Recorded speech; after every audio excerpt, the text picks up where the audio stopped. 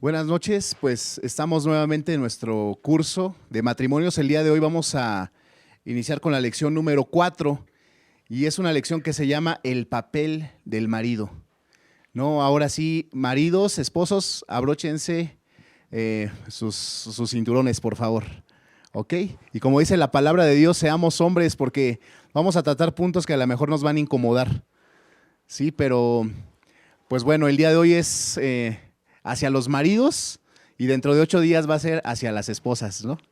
Y dentro de 8 días pues va a predicar mi esposa, la pastora Yetza, y ella nos va a dar la lección del papel de la mujer, de la esposa. El día de hoy vamos a ver el papel del marido. Y bueno, vamos a la primera diapositiva en donde dice, imagínate. No, imagínate qué confusión ocurriría en un equipo de fútbol si nadie supiera su responsabilidad. ¿A cuántos de aquí les gusta el fútbol? ¿Y cuántos saben que cada miembro del equipo tiene una responsabilidad? El defensa, el portero, el delantero, y cada persona tiene su función y debe de saber perfectamente su función. Si no saben su función es un caos total, ¿no? Y en una empresa también están descritas las funciones de los trabajadores, ¿cierto? O sea, de dónde a dónde llegan mis responsabilidades. Y si no hubiera una descripción de funciones, igual sería un caos en aquella empresa, ¿están de acuerdo? O sea, en una empresa cada persona sabe cuál es su línea de autoridad, ¿no? Sabe con quién reportarse y sabe qué funciones exactamente debe de realizar. Si no lo conocieran es un caos en esa empresa y seguramente habrá lo que llaman un ambiente tóxico. No, pues en la familia también tenemos responsabilidades. Sí, el esposo cumple con una función que nos enseña la palabra de Dios. La mujer también cumple con una función que nos enseña la palabra de Dios, y así cada miembro de la familia tiene una asignación que debemos de aprender. Entonces, el día de hoy vamos a aprender las responsabilidades del marido. ¿Cuáles son estas responsabilidades? Las vamos a resumir en este curso en 4 responsabilidades principales. Número 1, el esposo debe de ser líder. Número 2, el esposo debe de ser amante. Número 3, el esposo debe de ser un proveedor. Y en punto número 4, el esposo debe de ser un protector. El punto número 1 dice que el esposo es el líder del hogar. Y hay una cita bíblica que es Efesios 5:23, porque el marido es cabeza de la mujer, así como Cristo es cabeza de la iglesia, la cual es su cuerpo y él es su salvador. Entonces, si queremos construir un hogar en armonía, ¿verdad? Ahí vemos en esta diapositiva, vemos unas manos, ¿verdad? Que son como las manos de los padres, si ustedes se dan cuenta, son las que forman el techo de esta casa. Y abajo se ven unas manitas, que pueden ser las manos de los hijos, ¿no? Y juntos están formando un hogar, ¿verdad? Esa silueta representa un hogar. Entonces, si cada quien pues cumple con su función, van a formar un hogar hermoso, ¿no? Un hogar hermoso. Entonces, el esposo debe de ser el líder del hogar. Aquí dice, porque el marido es la cabeza de la mujer. Dios le asignó al hombre la función de ser el líder. El esposo es el líder del hogar, pues es la asignación que Dios le dio al hombre, ser el líder. Dice Efesios 5:23, porque el marido es cabeza de la mujer, así como Cristo es cabeza de la iglesia, la cual es su cuerpo y él es su salvador. Pero al inicio de este versículo dice, el marido es cabeza de la mujer, es en pocas palabras el líder. Pero debemos de tener mucho cuidado porque el mundo entiende que el líder pues es una persona que aquí en México conocemos como el mandamás o el jefe, ¿no? El que llega a regañar, llega a gritar, llega a decir hagan esto, hagan aquello, y yo veo desde lejos. Saben, eso no es un líder, está muy alejado de la realidad de la palabra de Dios. Sí debemos de aprender que un líder en la palabra de Dios es el que sirve más. El que sirve más a su familia es el líder. En la siguiente diapositiva vemos otro versículo. Primera de Corintios 11:3 dice la palabra: pero quiero que sepáis que Cristo es la cabeza de todo varón, y el varón es la cabeza de la mujer, y Dios la cabeza de Cristo. Y en este versículo nos está diciendo que Cristo es la cabeza de todo varón, ¿no? Entonces, si una mujer tiene un esposo que ama a Dios con todo su corazón, seguramente que para esta mujer va a ser más fácil aceptar a su esposo como el líder. ¿Están de acuerdo? O sea, aquí muchos maridos que no son creyentes, a veces, ¿cómo les diré? Manipulan a sus esposas. A veces manipulan a sus esposas y le dicen: tu Biblia dice que tú debes de sujetarte, ¿no? Quién sabe cómo se aprenden los versículos, pero se los aprenden, ¿no? Y la Biblia dice que debes de sujetarte. Pero si ese hombre no ama a Dios, si ese hombre trata mal a su esposa, y en pocas palabras ese hombre no tiene a Cristo como su cabeza, va a ser muy difícil que su mujer se le sujete. En cambio, si un hombre que ama a Dios con todo su corazón y que guarda su palabra y que ama a su familia y que provee a su familia y que busca hacer la voluntad de Dios, su esposa va a estar gozosa de ser esa ayuda idónea. ¿Estamos de acuerdo? Va a ser más fácil una sujeción cuando se cumple este versículo que dice que Cristo es la cabeza de todo varón. Y si Cristo es la cabeza de todo varón, entonces va a ser muy fácil que sea la cabeza de su mujer. El hombre sea la cabeza de su mujer. Vamos a ver en el inciso A que ser un líder no implica ser un superior. ¿Sí? En realidad, en donde hay un líder, es una persona que siempre está dispuesto a ser el servidor, no un superior. Sí, o sea, ser un líder es una persona que toma las decisiones, ¿no? Una persona que tiene carácter, ¿sí? Una persona que tiene amor, que tiene firmeza. Sí, un líder no implica para nada ser un superior, porque ante Dios somos exactamente iguales. Dice la palabra de Dios que Dios creó al hombre a su imagen y semejanza, y dice: varón y hembra los creó. Dios creó al hombre a su imagen y semejanza, varón y hembra los creó. Quiere decir que ante Dios somos iguales. ¿Sí? En el inciso B, vemos que un buen líder debe tener un corazón de siervo. ¿Quién es el ejemplo máximo de líder? Es nuestro Señor Jesucristo. ¿Y qué hizo nuestro Señor Jesucristo? Lavó los pies a sus discípulos. Sí, tuvieron una reunión muy importante con sus discípulos, y en esta reunión Jesús lo que hizo fue que los sorprendió a todos. De repente saca una toalla, saca un lebrillo en donde tenía agua y les dice: les voy a lavar los pies, ¿no? Entonces uno de sus discípulos, que se llama Pedro, dijo: a mí no me vas a lavar los pies.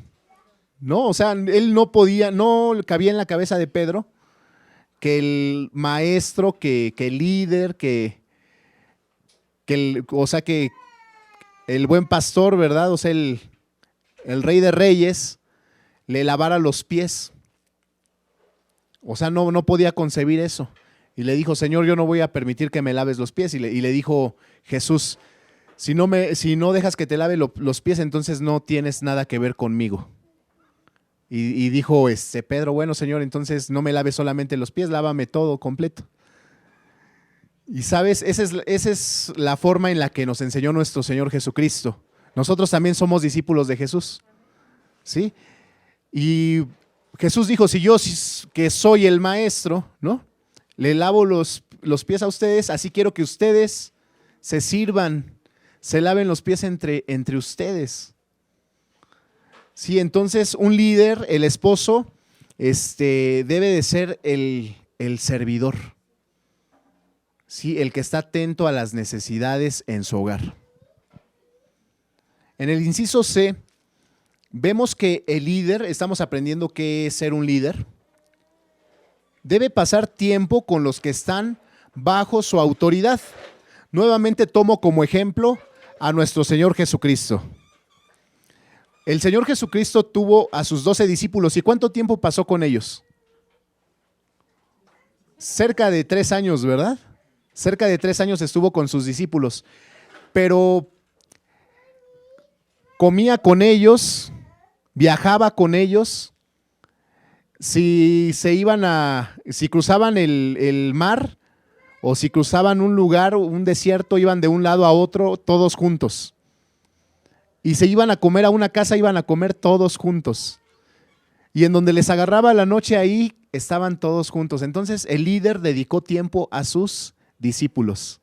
Ahora imagínate, el esposo debe de dedicar tiempo a su esposa y debe de dedicar tiempo a su familia.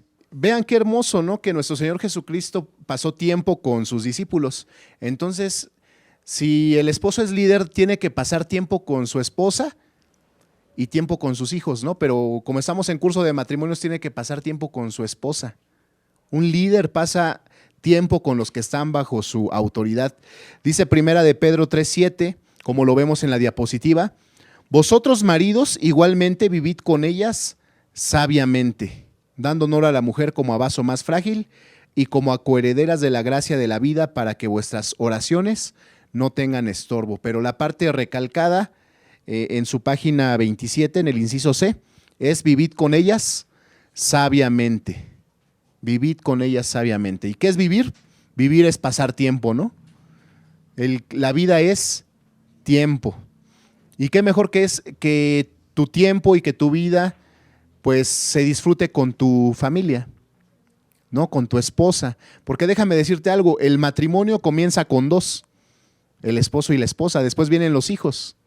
Pero los hijos van a desarrollarse, van a hacer su vida, un día se van a casar y van a hacer su propio matrimonio y su propia vida. Y el matrimonio nuevamente va a quedar siendo dos, el hombre y la mujer. Entonces, ¿en quién vale la pena invertir?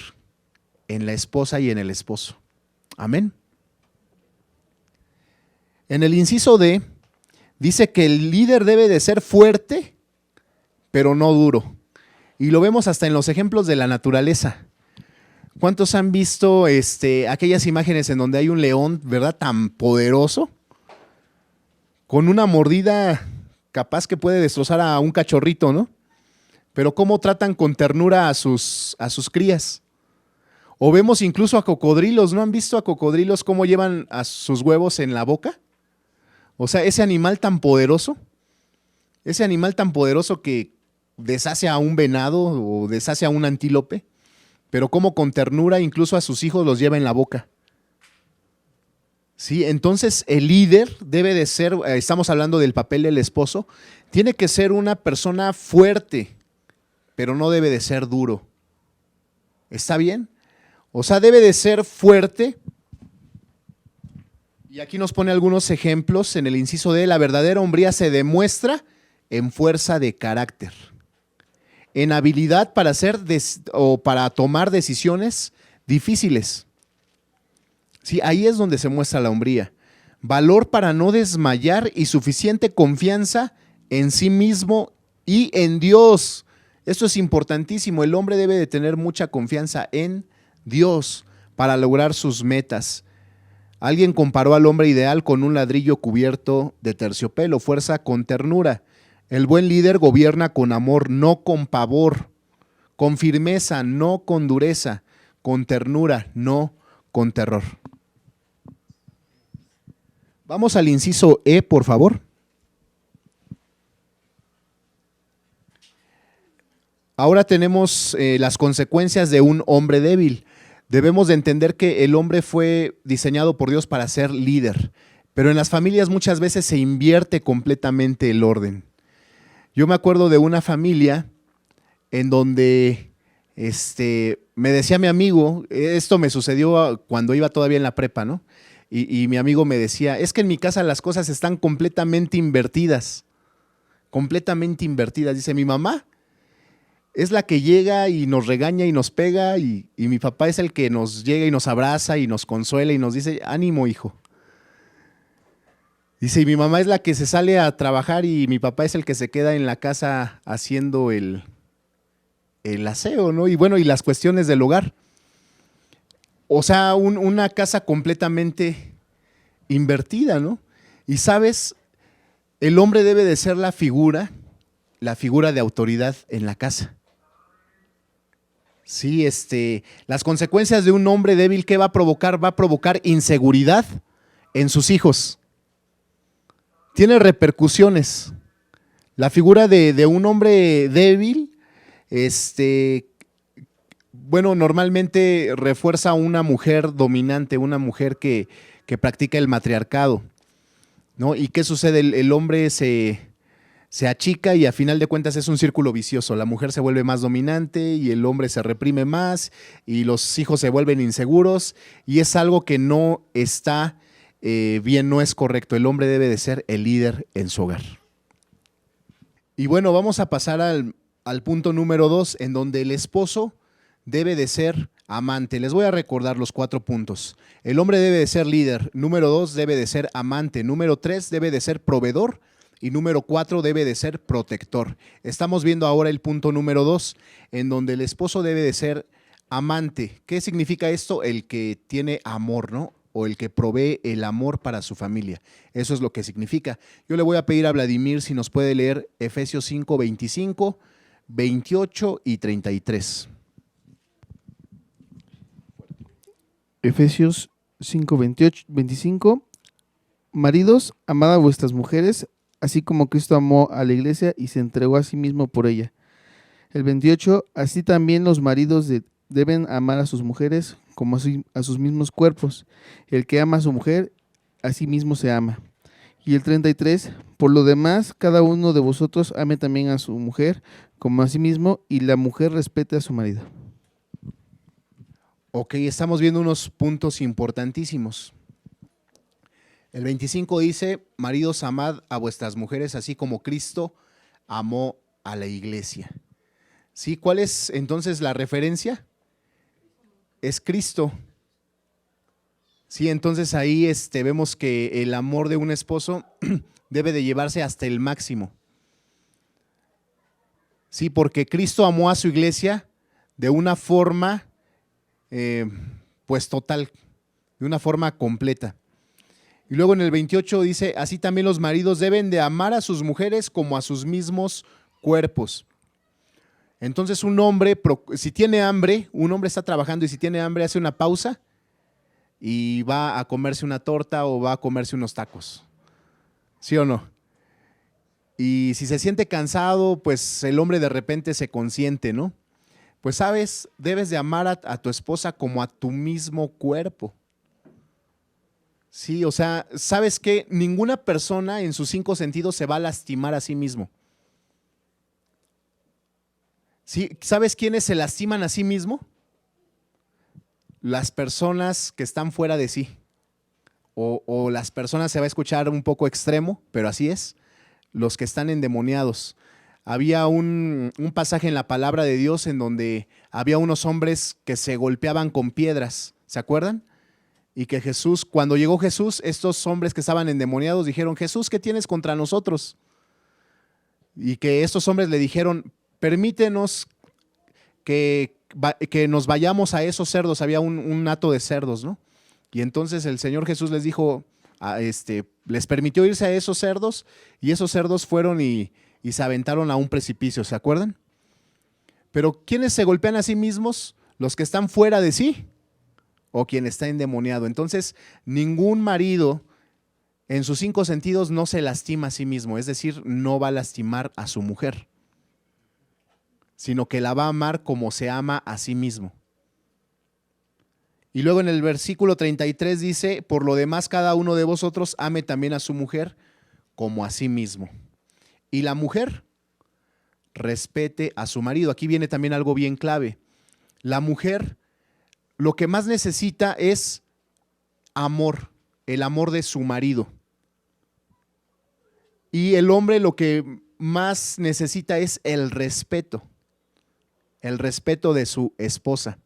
¿De qué es de lo que se quejan las mujeres? Normalmente es de que no me quiere mi esposo, no me ama, no me lo demuestra. ¿Cierto o no, mujeres? ¿Y los hombres de qué es lo que más se quejan? Los hombres se quejan más del respeto. Es que mi mujer no me respeta, no me ve como el líder, no me respeta como el hombre de la casa. ¿Se dan cuenta cómo la palabra de Dios es muy precisa? La mujer necesita el amor de su esposo, pero el esposo necesita el respeto de su esposa. Amén. Y en la siguiente diapositiva vamos a ver cómo amó Cristo a su iglesia. Esto está en el inciso A, en la página 28. Número 1, la amó con amor incondicional. Si pueden apoyarme leyendo Romanos capítulo 5, versículo 8. Mas Dios muestra su amor para con nosotros, en que siendo aún pecadores, Cristo murió por nosotros. Que aún siendo pecadores, Cristo murió por nosotros. Es decir, que fue un amor incondicional. Fue un amor incondicional, ¿ok? O sea, Él no esperó a que fuéramos buenos, a que fuéramos santos, a que fuéramos perfectos. Éramos pecadores y aún así Cristo murió por nosotros. El siguiente versículo, Filipenses capítulo 2, versículos 6 y 7.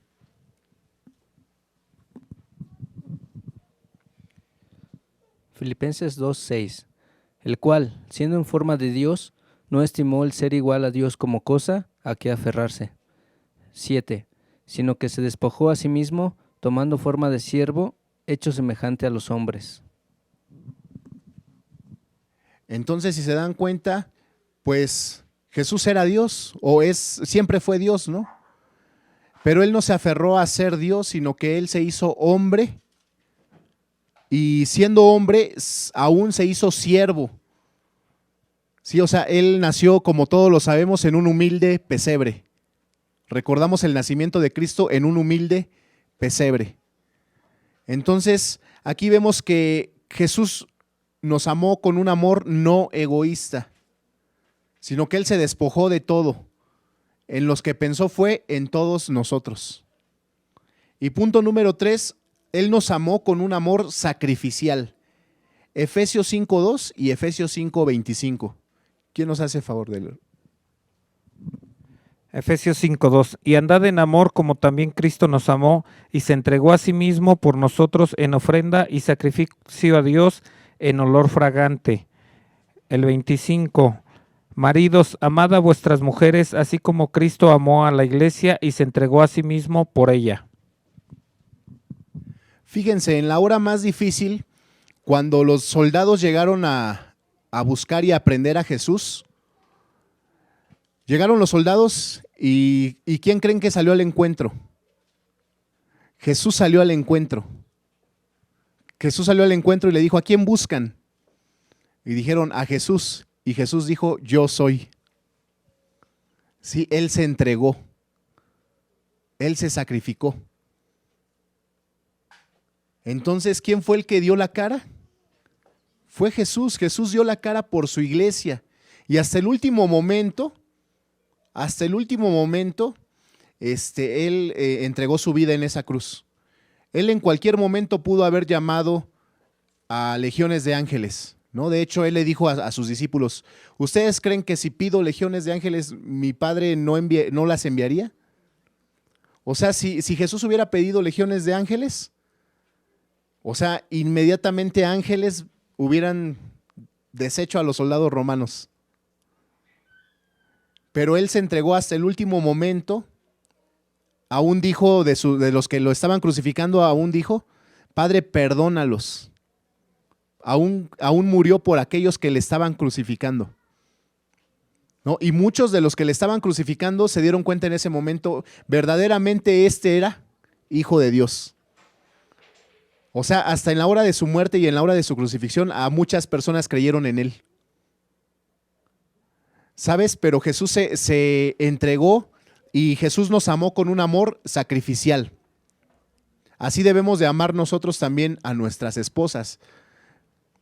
Sí, en resumen, debemos de amarlas con un amor incondicional, o sea, no porque nos atiendan bien como esposos, no porque nos hablen bonito. O sea, aunque tu esposa esté molesta ese día, aún así debes de amarla como con un amor incondicional. Aunque ese día no te haya hecho de desayunar o no te haya hecho de comer, no, tu amor no debe de menguar, debes de seguir amándola. Amén.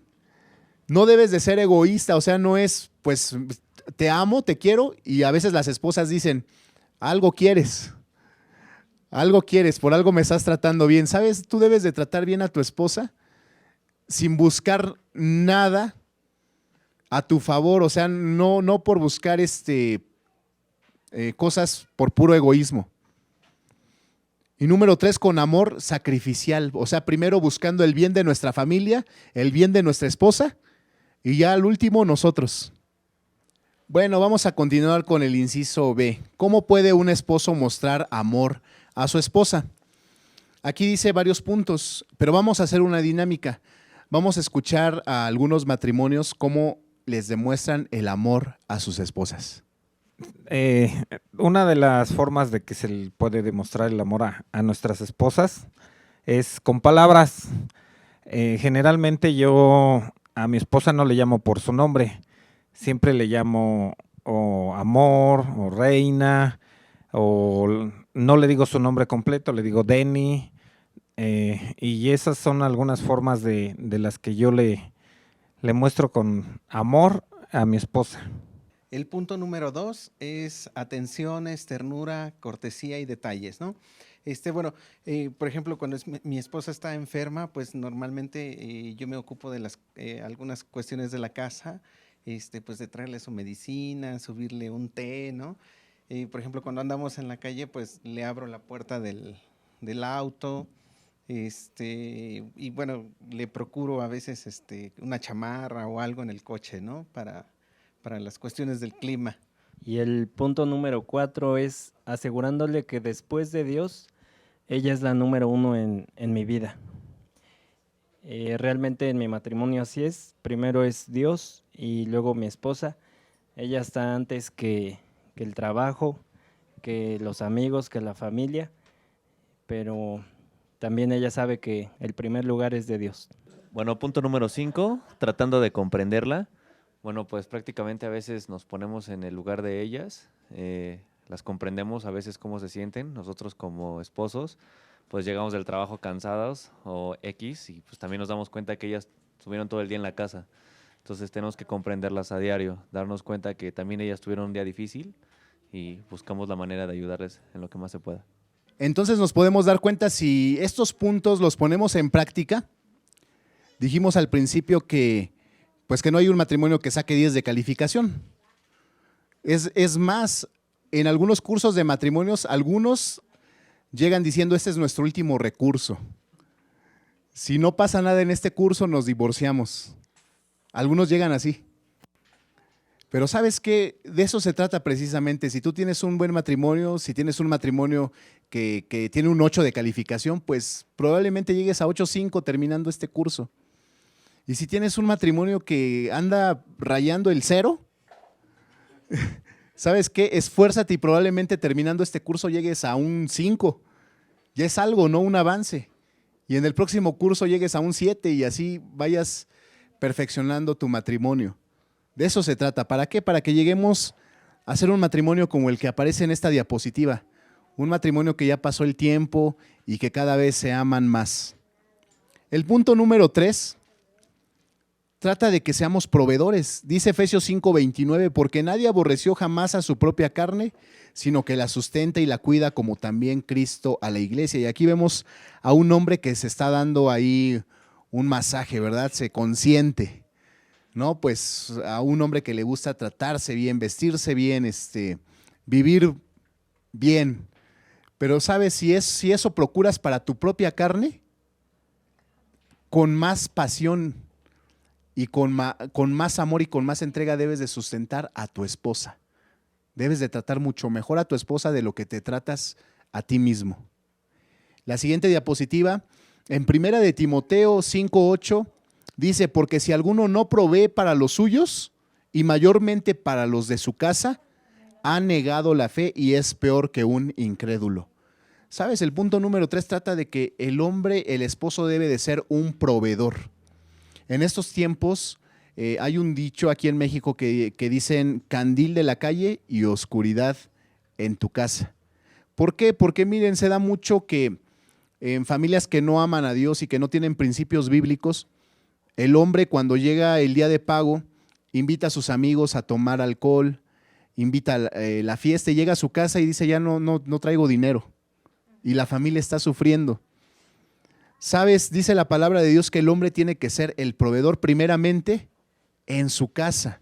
Y para esto necesitamos la sabiduría de Dios. ¿Para qué? Para que podamos proveer todo lo necesario en nuestra casa y que esa sabiduría financiera que Dios nos otorga también alcance pues también para apoyar la obra de Dios y que nos alcance también no solamente para apoyar la obra de Dios, sino también para bendecir a otras familias. Entonces debemos de ser como hombres los proveedores. Ahora también quiero decirles que en estos tiempos se da que algunos matrimonios trabajan ambos. Trabaja el hombre y trabaja la mujer y está bien. O sea, si solamente trabaja el hombre, está bien, es correcto. Si trabajan ambos, también es correcto. Pero el que debe de tener la responsabilidad de ser el proveedor es el hombre. Sí, si la mujer trabaja, pues gloria a Dios. Qué bueno, es un ingreso extra que va a bendecir a la familia. Pero la responsabilidad siempre es del hombre. Él es el que debe de ser el proveedor.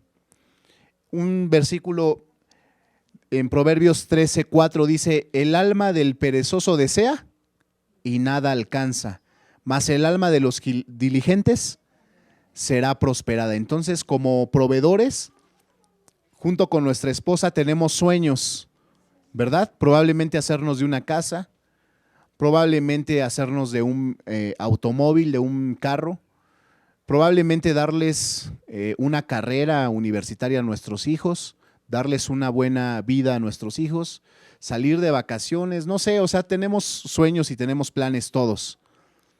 Pero aquí dice que el alma del perezoso desea y nada alcanza. ¿Cuál es la diferencia entonces? Que el alma de los diligentes, ¿quién es el diligente? El que se aplica a trabajar, el que se esfuerza, el que es valiente, entonces ellos serán prosperados. Amén. El punto número 4 nos habla de que el hombre debe de ser un protector, ¿no? El hombre debe de ser un protector. Número 1, un protector emocional. Sí, el hombre es el que debe de resguardar las emociones de su familia. Aquí les quiero dar un tip, no podemos traer todos los problemas del exterior a nuestra casa. Debemos de pedirle sabiduría a Dios para saber qué asuntos vamos a traer a la casa. Porque imagínate un hombre que llega y le dice, mi amor, el jefe la trae contra mí, ¿no? Y es la plática de diario. Y va a haber recorte de personal y creo que ahora nos toca a nosotros. Entonces imagínate, traes ese tipo de situaciones a tu casa y cómo va a vivir tu esposa y cómo van a estar tus hijos. En un estrés impresionante. ¿Sabes? Hay cosas que como hombres tenemos que proteger. Sí, o sea, sí, en ocasiones tenemos que decirle a la esposa, ora porque está en la situación difícil. Pero hasta ahí nada más y la esposa ora y está cubriéndolo en oración y respaldándolo. Pero no traer cargas innecesarias al hogar. Debemos de saber hasta dónde es sabio, hasta dónde es prudente y qué cosas entran hasta el corazón de nuestro hogar. Debemos de proteger nuestro hogar. ¿Están de acuerdo? Debemos de proteger las relaciones interpersonales. ¿Qué quiere decir esto? A veces se da en las familias que, por ejemplo, hay el clásico primo llevado o el clásico tío bien llevado y que empieza a traer una situación de bullying en contra de nuestra esposa, ¿no? O empieza a traer hostigamiento o indirectas en contra de nuestra esposa, ¿qué debe de hacer el hombre? ¿Sabes qué? Respeta a mi esposa. Respeta a mi esposa y debe de darles el lugar a su mujer. Y decirle, ¿sabes qué? Pues bueno, está bien que se hayan llevado muy bien de jóvenes, de primos, cuando andaban todos jugando, pero ahora es una mujer, es mi esposa y te pido que la respetes. Debemos de darle ese lugar a nuestra esposa. También protector en cuanto a la disciplina con los hijos. ¿Por qué? Porque los hijos a veces traspasan los límites.